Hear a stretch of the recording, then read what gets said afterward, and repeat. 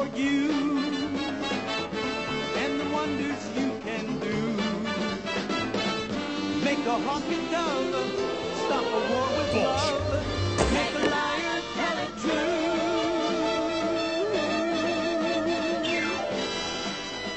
Wonder Woman, get us out from under, Wonder Woman. All our hopes are pinned upon you and the magic that you do.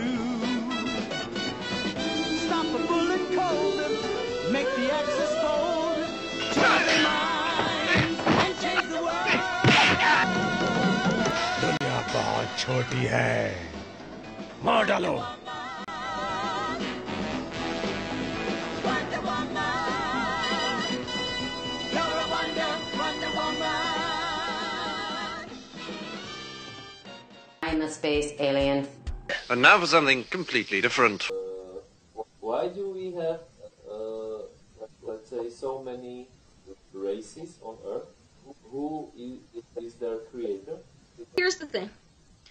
You start out with a similar race, you know, one race, one humanoid being. And that one humanoid being, basically, very dark-skinned, might I add, had an interaction with an extraterrestrial being. Love, exciting and Good Lord. What we call human is now a mixed breed between extraterrestrial and human DNA. It was a Pleiadian that seeded the DNA of humans. love, exciting and new. Come aboard, we're expecting you and love, life's sweetest reward. The Pleiades was formed something like 100 million years ago, so it's relatively young. I mean, it's not very young. It's relatively young in terms of the populations of clusters in the Milky Way. So globular clusters are billions of years old. Open clusters like Orion Nebula, M42, and the Pleiades are much younger variations. The Seven Sisters in mythology were hounded by Orion. He was after their favours, that's the best way to describe it, and they were getting a bit fed up with Orion's attention. So basically what happened was the gods turned the sisters into doves, and the word Pleiad means doves, and that's why they're up in the night sky. So the Pleiadians and the humans bred. Now you've got the current human. Typically the races that are white-skinned, they had more Pleiadian DNA, meaning they got more of that, and there was more interbreeding between the Pleiadians and the humans. Pleiadians are very fair-skinned. They look more human than any other alien species. They look incredibly Scandinavian-looking.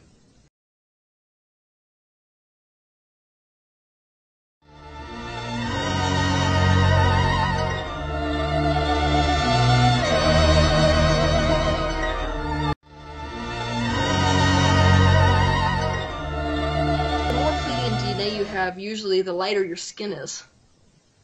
And if you have darker skin, usually there's more human DNA present within your system. But all of that, think about the way that even when we're moving to different atmospheres, which we did, we moved to different locations on the planet, we have different environmental factors. And so all of your races are a byproduct of originally humans breeding with an extraterrestrial species and then moving to different areas and then interbreeding in a way that all of the skin colors started to change. You serious? And that was highly influenced by our own attraction levels. So in certain cultures, like more red skin was attractive. So red-skinned and red-skinned people tend to have the most babies. That's how it used to work. Nowadays we're starting to transcend this, and even really super not attractive people are having children. And really super not attractive people are having children. Africa's interesting because when Pleiadians interbred with humans, that's a major reason why we started even migrating. We started migrating out of Africa originally, a large majority, because of the fact that we could, by virtue of interacting with them, that's how we even knew there was stuff outside of Africa. Our hominids are nomadic, meaning we move, right? But the reason that we knew where to go is because there was an extraterrestrial species, basically, which could see the way that our geography was.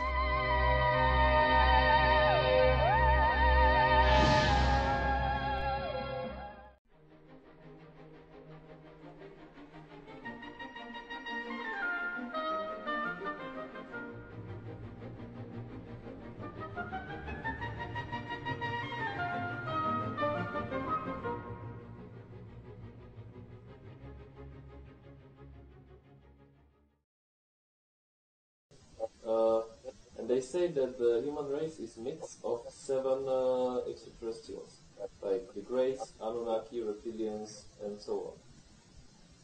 That's not an opinion that I share. Okay. But there is those races are highly interested in humanity. That's for damn sure. But number one, several of the races that you've just listed can't even come to planet Earth physically. They would dissolve in your atmosphere. Which is why they choose to project forth as a physical human versus as an Arcturian, is because if they came here physically, literally, the nitrogen in your atmosphere would dissolve their skin like a slug in salt. We call the human species, which is a mix of Pleiadian and hominid genes, basically, that was a love affair that then led to the entirety of the human race. So, like, even the people who are mixed breeds of gray and humans, which they do exist, even those people are a mix of Pleiadian, hominid, and gray genetics. Does that make sense? Yeah. This is fascinating. I almost want to see these things.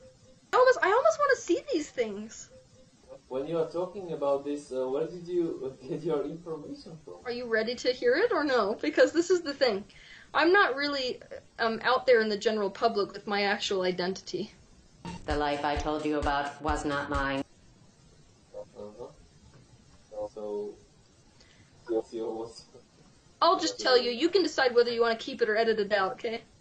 okay, no problem. So, I am a soul fork. What that means is from non-physical energy, so most people in the planet, they're non-physical energy that is projected forth into a physical human body. I am non-physical energy that is projected forth into an Arcturian body, an extraterrestrial body. Now that extraterrestrial being has chosen to then project forth as a human body 12 times. This is the 12th incarnation. And it's quite funny, ironically, because before I even came down, there was an entire panel of beings, Arcturian beings, 6-dimensional beings, who even chose the way I would look in this life. Would you like to know why? Yeah, of course. So I came down here with the intention of reaching people on every single continent. And to do that, human beings, they like to pay attention to what's attractive, right? But based on where you are geographically, certain things are attractive and certain things are unattractive. So a really beautiful woman down in Africa might come up here to the U.S. and be considered pretty ugly. But there are a certain type of traits, physical traits, which make a person attractive on every single continent. And so even before I came here, it's not like my looks are so gorgeous to one demographic over another demographic. It's that there will not be a person on the planet, regardless of what country you go to, that does not perceive some level of attractiveness. Thus, they'll pay attention. So what I chose to do, basically, is pick the kind of life that is the worst kind of life that a human being could experience and get myself out of it, and then teach other people how to do it. Well, if she's... Either they go, oh, she's absolutely fucking crazy, let's not listen to her anymore. Or they go, well, then she's an extraterrestrial, and that's why she could do it, so I can't. What about life in our solar system, in our other planets? But yes, there's a great many species that have lived in your solar system, that currently do live in your solar system.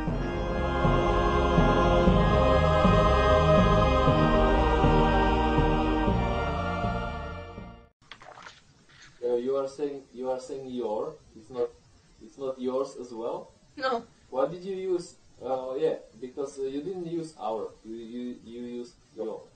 So it was. It's because the information.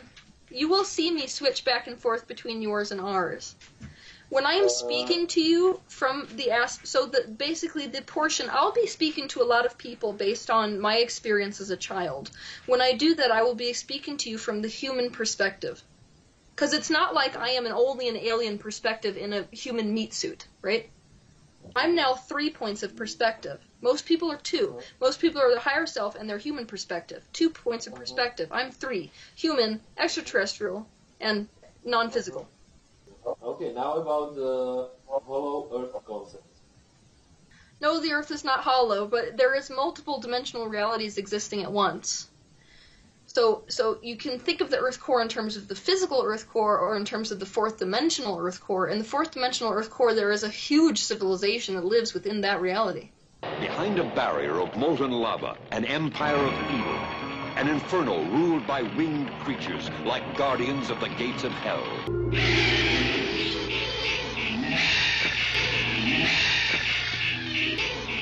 At the Earth's core. This is why if a scientist went down to the center of the Earth in a third dimensional understanding, they would not survive long because they would hit mantle. They would hit core. At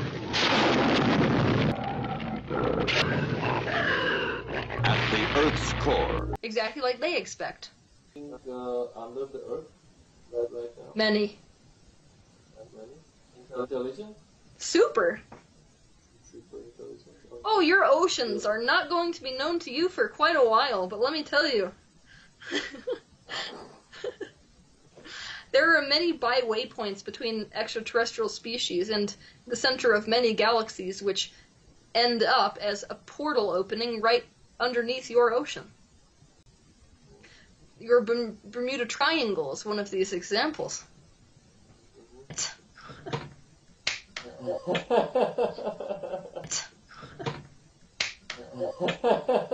Ha ha ha!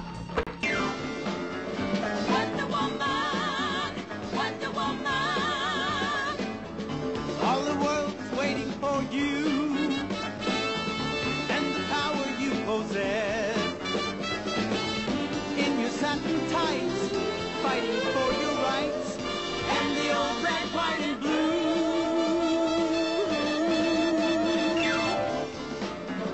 Wonder Woman, Wonder Woman. No hair on my head, but the pavement matches the concrete.